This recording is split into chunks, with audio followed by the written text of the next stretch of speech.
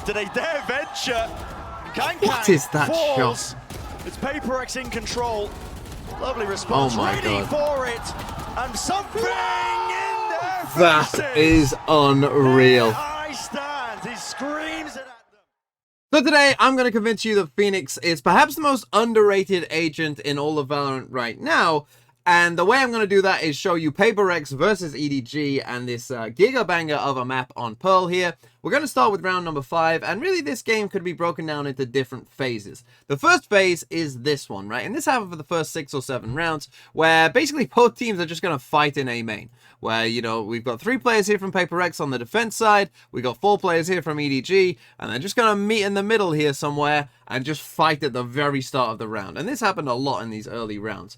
And what we're going to get here is a ton of utility from both sides. You can see the Snakebite is already out here from EDG. We're going to get a Fade Seize back here as well to stop Paper X running up this way. You see we got the Phoenix Molly that's going to land in here. This is going to become an Astra Suck in most of these rounds. We're getting a Sky Flash round here as well. And why are we fighting over all of this? Well, a big reason is this ult orb here, right? Because Paper X want to get as many Phoenix ults as they can in a half, right? Ideally 3, maybe even 4 if Jing is popping off as well, you know, and farm up this ult orb as often as you can, right? And so they're committing a ton of resources early on to try and take a main control. EDG are saying, well, we're going to commit a ton as well to stop you doing it. And EDG did win this fight most of the time. This example is going to be Paper X winning it, because in this one, Paper X managed to hit the utility onto EDG. And then you get the second phase as well, when they get a couple kills, Jing is then going to ult from this position and just start running up. We're also going to get a Skydog that he's following as well. So they just had a bit extra in this round to kind of, you know,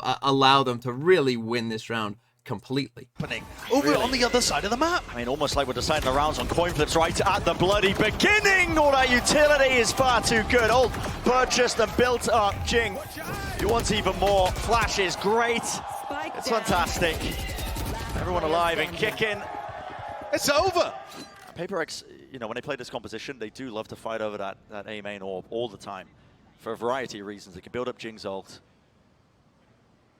build up multiple ults as well, pretty key as well as part of their game plan, but also just helps you take control of the map. You get that on camera. So yeah, another prime game in Flawless at that one. But now as we move forward into some of the later attacking rounds for EDG, we enter the second phase of this game, which is very similar to the first phase, but this time it's going to be a delayed fight in A main. So Paper X still have these 3 players stacked towards A main here. And what's going to happen is we're going to get these 2 walking down A main. EDG are actually going to go for a bit more of an A split this round. But what Paper X's idea here is, okay, we're going to, you know, let you take this first space and make it look like we're giving this up, and then we're going to come and fight you. And again, this had some mixed success for both sides. But as we run this forward, what you'll see here is we're going to start off with a fake TP here from Howdong, just making it look like, you know, oh yeah, we have TP'd across there. The Fade Haunt comes in as well. You see Paper X, they're just stacked up, but now in come this, right? So you've got these deeper stars here from Mindfreak, as you can see, right? Again, because now they're about to spring the trap and try and get these kills, but these 2 do very well, or well enough here, to manage to escape whilst the rest of their team is exploring down towards R.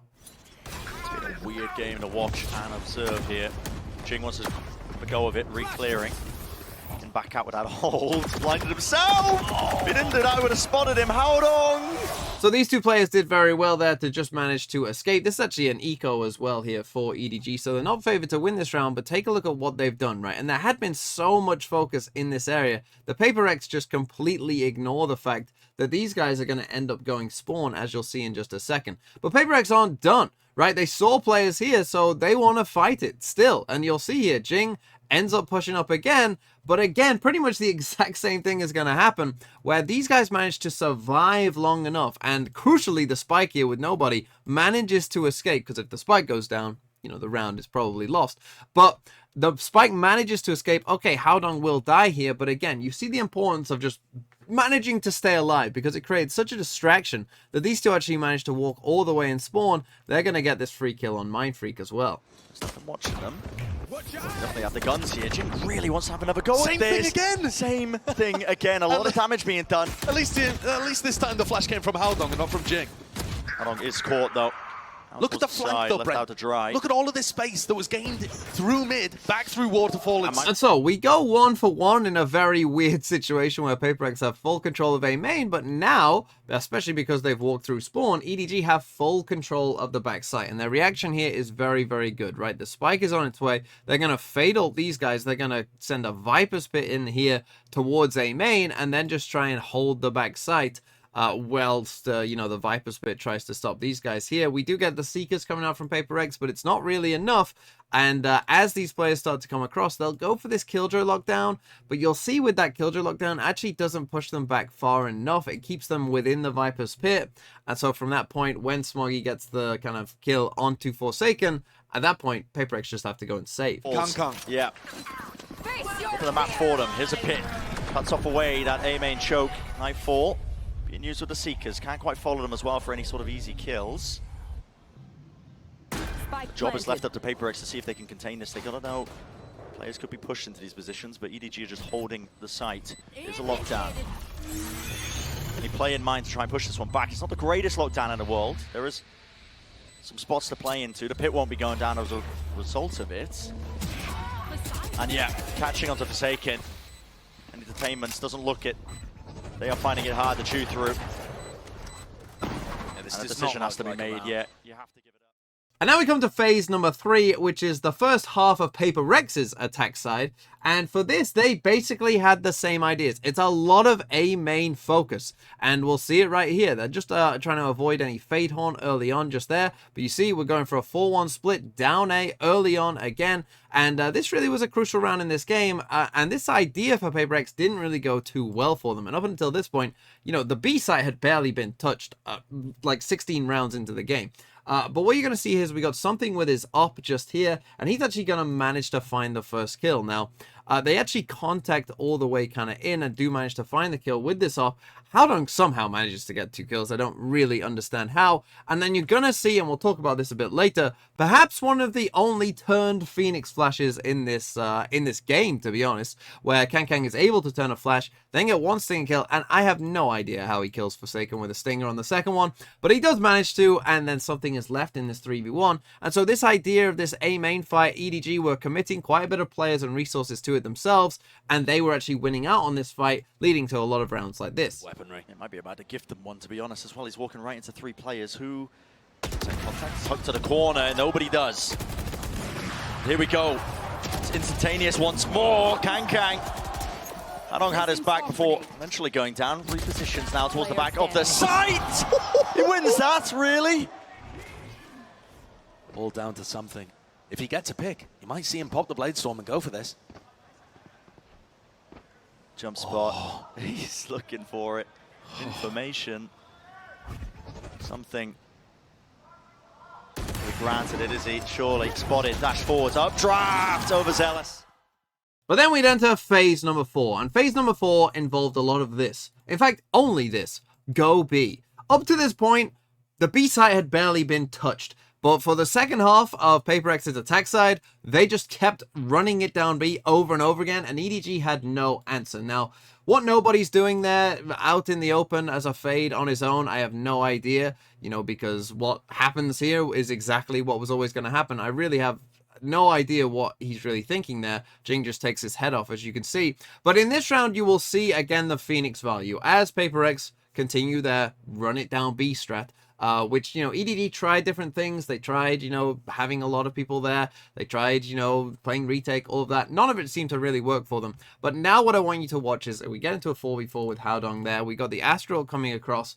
The Phoenix utility here from Jing is going to find max value again, where we get this flash around the corner. This is a free kill. And this is the thing, as I said, like Kang was able to avoid that one Phoenix flash, but they didn't avoid many other. They didn't turn many other Phoenix flashes, and they got caught by them a lot and got killed by them a lot. And this is another example here from Howdong. But then also the Blaze. Jing is going to use his Blaze across the back here of Elbow, and the timing is so good here from Paper Rex. This is so genius. They're going to just tap the spike so the EDG starts spamming, you know, hoping to get that kill. They're not actually sticking the spike, they're just tapping it. And then as soon as they tap it and EDG, Jing hears them reloading, he just pushes through and manages to get 3 kill and an ace. It's a crazy little ace, really, really nice from Paper X, and you get the Phoenix value. It's more paranoia, it's fast. EDG looking to fight towards the backside of Hall's flash in the face from Jing up top onto the box. Needs to be watched for. Space wasn't given up. Jing just walking up onto these angles. Dangerous game he is playing. Tap onto it. Kang with a dash back towards Halls here. What is the play here for EDG? Smokes. It's more. Going to be used to split this one up. A tap onto the plan as well. See if they can make EDG overstep themselves, but they're all reloading! And it's prime for the taking! But now let's come to overtime, which of course is kind of its own beast in each round and whatnot. EDG actually go for something kind of mixing it up a bit here, where they're going to come and start towards B. But really what I want to talk about in this round, and why I want to show this round, is because again, Jing is going to find a ton of value with the Phoenix Flash. And I've been collating stats for a while, and I've always been wondering, like, why does Breach not do that well? You know, why is Sky, even though a lot of people think, you know, Sky is very, very good and gets picked a lot, her non-mirror win rates actually aren't that great. Like, why is that if this agent is considered so good by so many people, right? And I think that one of the reasons is that pros are incredibly good at turning flashes. Most pros will turn most Breach flashes, and Sky flashes to some extent as well. Obviously not like the long info ones, but otherwise. But Jing here, I think, proved that when it comes to Phoenix, even, you know, very, very good players like the EDG players don't often turn those flashes. They often will get fully blind and you will get kills from it. And Jing is going to do that in this round. Now, what we're first going to see here though is something with his up. He's going to manage to get 1 kill and just about manage to get away as well. But then Jing is going to, and I'll show you the replay of it as well, is going to flash these two and find both kills, right? With 1 flash, he's going to find 2 kills off 1 flash. And then as they're in the site, again, Jing is going to send another flash and they're going to mop up. And I think that this is a reason why Phoenix is underrated, because pros, the Phoenix Flash is just that tiny bit quicker to where it's much harder to turn, even for the best of players. The catch, it does not, and something's got a chance. Back on the line. Here we go! Adjustment with the micro aim. Jing's there. Immediately to push them back away from Art. This is EDG into the side flash. Out wide, Kang surviving a little bit too long. The rest of the squad kind of setting these guys up for success. And here, just decided to take the fights themselves. There was 3 players dropped before you could even blink. Now let's finish it with round number 30 here, and for this one, Paper X went back to their strat of going B, but this time with a bit of a twist because they're going to send this double lurk down B link as well. So you'll see how this one turns out, and again we get maximum Phoenix Flash value in this round, as you will see in just a second. As they start to come towards B main just here, they send out this Sky Flash. We get this little Omen smoke here, and Howdong is actually tucked up by the little box here, and he's actually going to send out this Omen Flash, which, you know, somewhat is going to reveal his position because he sends it out just there. But now Paper X obviously just know where he is, right? And he doesn't TP out. We're going to get a bit of a misfortune here for something, as he's going to miss his dash back just there. Smoggy gets that kill and then a second. But right now, here you see again the Phoenix value, right? We get the Phoenix Blaze up here, and he's going to send a Phoenix Flash out of the smoke. It's actually going to catch Kang and Howdong. They're going to get the kill on Howdong. It forces Kang to push away. Then we're going to see a really nice Sky Flash come out as well. And so even though they're in the 3v5, they managed to get this into a 3v2 and get a Killjoy lockdown as Forsaken is able to get that off. And then the post plant, you'll see again another Phoenix Flash catching people. Unfortunately, Jing dies to a fully flashed opponent, but Paper X are able to close it out. Good work out, Smokey. He shuts that down. One avenue not watched for, but still the wall allows them to cross. Stun is there. Out in the open. Paper X. It's all Forsaken. He's earned himself the lockdown. This is disastrous. The anchoring brilliant, man. The anchoring players were struggling so much to be able to capitalize on what had happened in B-Link. They just got stuck inside the site. Forsaken's about to drop 30 and close this out for Paper X. Jing wants to fight! Flash connects! Chichu's blinded. Still hits it, still brings him down. 2 versus 2. Position's got to be known. Sees, no connection. Spam through, but the crossfire's too damn good! And it's Paper X completing the run back. They're making playoffs in a 2-0 fashion.